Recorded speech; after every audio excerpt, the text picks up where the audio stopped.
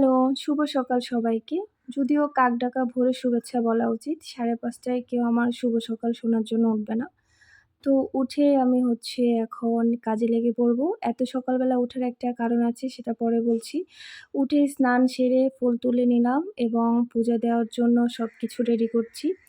ওঠার যে কারণ সেটা হচ্ছে খুবই ইম্পর্টেন্ট একটা কাজে আমাকে হঠাৎ করে চট্টগ্রাম যেতে হবে, মানে আমাদেরকে।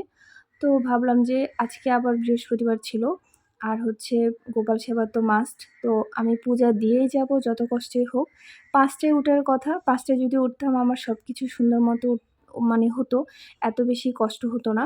কিন্তু আমি উঠেছি ৫:৩০ টায়। অ্যালার্ম অফ করে আমি আরও ৩০ মিনিট ঘুমাই।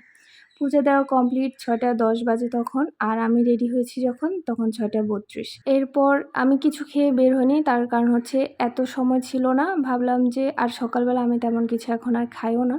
ভাবলাম যে ওখানে গিয়ে তারপর একবারে খাবো।